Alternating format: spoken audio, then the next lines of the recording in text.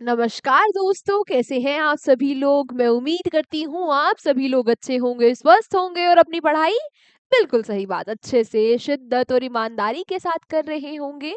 मैं निकिता चौधरी स्वागत करती हूँ आप सभी का हमारे एग्जाम जर्नी परिवार में। बाकी आज से तो आप लोगों को पता होगा कि हमारे एग्जाम जर्नी परिवार का एक नया सेशन भी स्टार्ट हो रहा है शाम को 7 बजे, हमारा 10 मिनट शो। इसके अलावा आप लोगों को ये भी पता होगा कि 30 तारीख को ठीक शाम को 7 बजे लाइव हमारी मैराथन होगी करंट अफेयर्स की, है ना। क्योंकि ये दोनों बातें मैंने कल आप लोगों को अनाउंस की थी वो गिफ्ट वाले सेशन में। ठीक है, आप लोगों को पता होगा दोनों बातें, पता है ना? हाँ या ना? बोलो, बोलो, बोलो।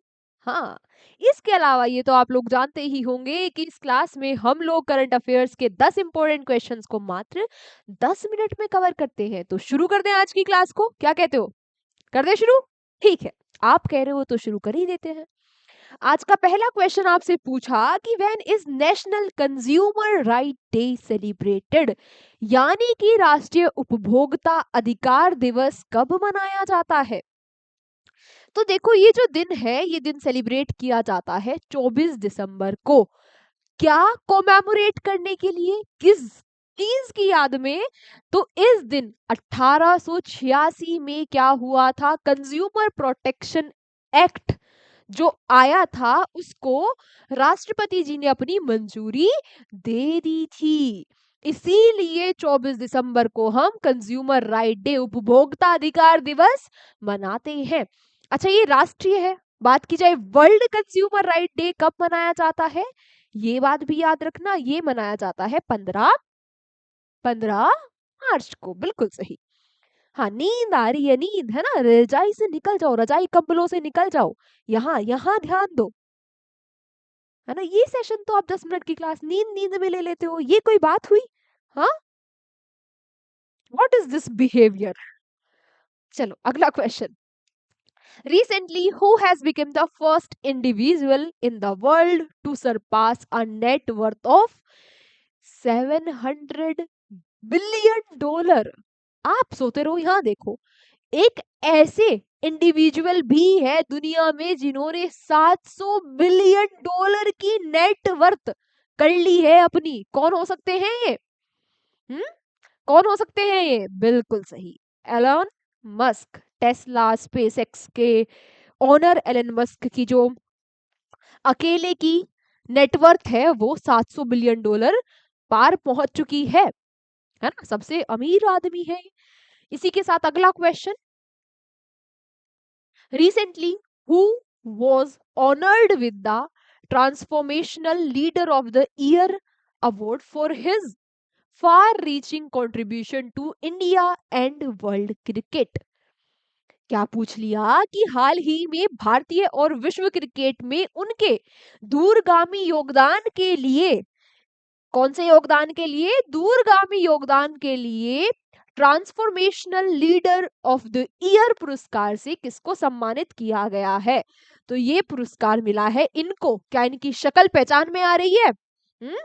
अमित शाह के बेटे हैं ये। नाम क्या है इनका? जय शाह। जय शाह को इस अवार्ड से, एनडीटीवी के इस अवार्ड से सम्मानित किया गया। इनका जो योगदान रहा है क्रिकेट की फील्ड में, एक तो ये जो पे है, जो क्या दी जाती है, पैसे दिए जाते हैं जो क्रिकेटर्स को, जो सैलरी मान लो जो दी जाती है, उसमें पैरिटी, समानता लेके आए। पहले मेल्स को ज्यादा मिला करती थी और फीमेल्स को कम पैसे मिला करते थे। अब ये समानता लेके आए कि भाई अगर एक मैच खेलने के जितने मेल को रुपए मिल रहे हैं उतने एक फीमेल क्रिकेटर को भी मिलेंगे। इसके अलावा इन्होंने WPL, विमेन प्रीमियर लीग को भी शुरू किया। ठीक है, चलो खैर, ये इनके कुछ योगदान थे। अवार्ड याद रखना। Question number 4। Recently finance minister Nirmala Sitharaman has launched AI lab in the schools of which state? हाल ही में जो हमारी वित्त मंत्री है निर्मला सीतारमन जी, है ना, निर्मला ताई के नाम से काफी फेमस है ये। तो इन्होंने क्या किया है, किस राज्य में विद्यालयों में AI लैब का शुभारंभ किया है? AI लैब बनाई जाएंगी स्कूल्स में, तो उसका शुभारंभ इन्होंने किया है कर्नाटका में। ठीक है, इनका जो प्रोजेक्ट है इसका नाम है विज एआई पथ। ठीक है, ये नाम भी आप लोग याद रखिएगा। यहाँ पर नाम कर्नाटका का भी आया। कर्नाटका की कैपिटल बेंगलुरु है, सीएम सिद्धारमैया है और थावर चंद्र गहलोत यहाँ पर गवर्नर है। फिर इसी के साथ अगला question, where has PM Modi recently inaugurated a fertilizer plant worth 100,601 crore? हाल ही में जो हमारे प्रधानमंत्री नरेंद्र मोदी जी है, इन्होंने कहां पर 10,601 करोड़ के फर्टिलाइजर प्लांट का उद्घाटन किया है? तो इस प्लांट का उद्घाटन कर दिया है मोदी जी ने डिब्रूगढ़ में।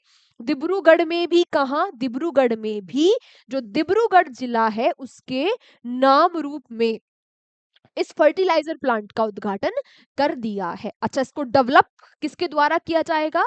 Assam valley fertiliser and chemical company limited इसको डेवलप करेगा।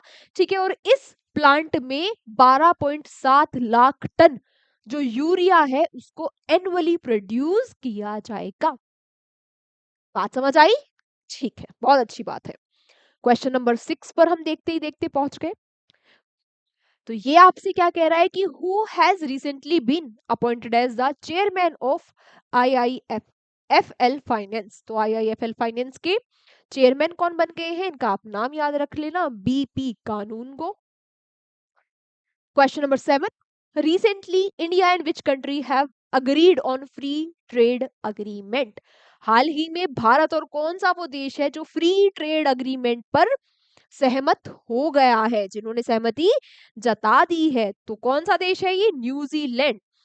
एफटीए यानी फ्री ट्रेड अग्रीमेंट करने वाला भारत के साथ ये 7वां देश है। इससे पहले भारत के जो फ्री ट्रेड अग्रीमेंट है वो किस किस के साथ है? ओमान, यूके, ईएफटीए कंट्रीज हो गए, यूएई, ऑस्ट्रेलिया और मॉरिशियस। अब कौन एड ऑन हो गया है? न्यूजीलैंड। न्यूजीलैंड की जो कैपिटल है वो वेलिंगटन है और क्रिस्टोफर यहाँ के प्रधानमंत्री है। दोनों बातें याद रखना। फिर आपसे पूछ रहा है कि who has recently become the first Indian women to score 4000 runs. 4000 run बनाने वाली पहली भारतीय महिला क्रिकेटर कौन बन गई है? कौन बनी है? जी हाँ, बहुत ही बेहतरीन, बहुत ही शानदार, जानदार क्रिकेटर है ये भारत की। नाम क्या है इनका? स्मृति मंधाना। भाई मेरी तो बड़ी फेवरेट है, ये बहुत अच्छी लगती है मुझे तो। ठीक है, 4000 रन इन्होंने बना लिए हैं और ऐसा कारनामा करने वाली भारत की पहली महिला खिलाड़ी बन चुकी है। फिर आपसे पूछा कि who recently won the SAFF women's club championship 2025। तो एसएएफएफ की जो महिला क्लब चैंपियनशिप है 2025 में, इसको किसने जीत लिया? तो भाई इसको जीत लिया है ईस्ट बंगाल एफसी ने। इंडिया का ये क्लब है, इसने जीत लिया है। किसको हराकर? नेपाल को हराकर जीत लिया है। अच्छा, मैंने बोला था कि कोई भी जो इवेंट हो गए या टूर्नामेंट वगैरह जो होती है, इनमें 3 बातें याद रखना। पहली, किसने जीता, दूसरा किसको हराकर जीता और तीसरा कहाँ हुआ। पहला पता लग गया किसने जीता, दूसरा पता लग गया किसको हराकर जीता और तीसरा क्वेश्चन क्या पता होना चाहिए? कहाँ हुआ। तो कहाँ हुआ? ये हुआ है भाई दशरथ स्टेडियम, काठमांडू, नेपाल में।